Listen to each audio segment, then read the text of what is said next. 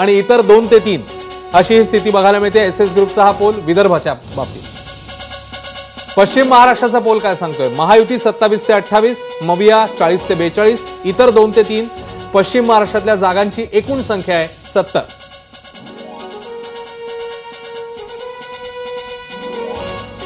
मराठवाड्यात एकूण जागा 46, महायुती 17 ते 18, मविया 27 ते 28, इतर 2 ते 3।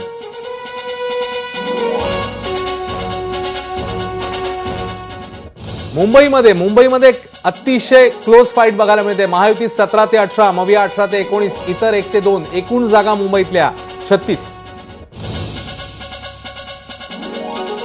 उत्तर महाराष्ट्रात एकूण जागांची संख्या आहे 35, महायुती 18 ते 21, मविया 15 ते 16, इतरांच्या खात्यात 2 जागा जाऊ शकतात।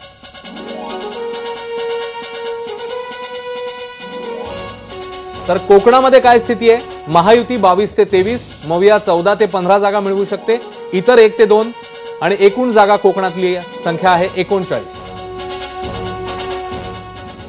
पुढचा आणखी एक पोल समोर आलेला आहे, तो पोल काय सांगतो तोही बघूया आणि मग पुढे जाऊया। जीएआयचा पोल मराठवाड्यातल्या जागा 46, महायुती 16 ते 21, मविया 24 ते 29 आणि इतर 0 ते 2 अशी आकडेवारी जीएआय पोलनुसार बघायला मिळते। तर विदर्भात एकूण जागा 62, महायुतीला मिळू शकतात जागा 32 ते 37, मवियाला 24 ते 29, इतर पक्षांना किंवा इतर उमेदवारांना मिळतील जागा 0 ते 2 अशी आकडेवारी आहे।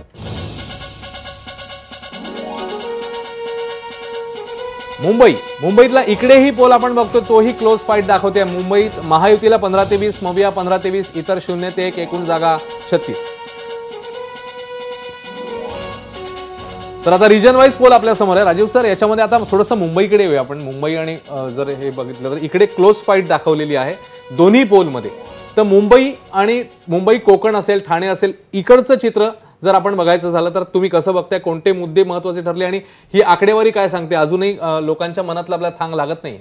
नाही, नक्कीच अश्विन, जे या निवडणुकीच्या पोलमधून खास करून दिसतंय तो ग्रामीण आणि शहरी भागामधल्या मतदारांचा वेगळ्या पद्धतीने विचार करणं जे आहे ते याच्यातून दिसतंय। मुंबई कोकण हा जो सगळा पट्टा आहे त्याचा विचार करता शहरी भाग आहे आणि त्यामुळे इथं महाविकास आघाडीपेक्षा महायुतीचा परफॉर्मन्स जास्त चांगला असेल। कोकणामध्ये गेल्याही खेपेला लोकसभेमध्ये ती जागा जिंकण्यामध्ये कोकणातली यांना यश आलं होतं महायुतीला, आणि त्यामुळं मध्यंतरी उद्धव ठाकरेंनी त्यांच्या मुलाखतीतही हे सांगितलं की औरंगाबादचे छत्रपती संभाजीनगरची जागा आणि कोकणची जागा जाणं हे मला फार क्लेशदायक होतं। पण या निवडणुकीमध्ये मुंबई आणि कोकणामध्ये युतीचा दबदबा राहू शकतो असं या सर्वेवरून दिसतंय।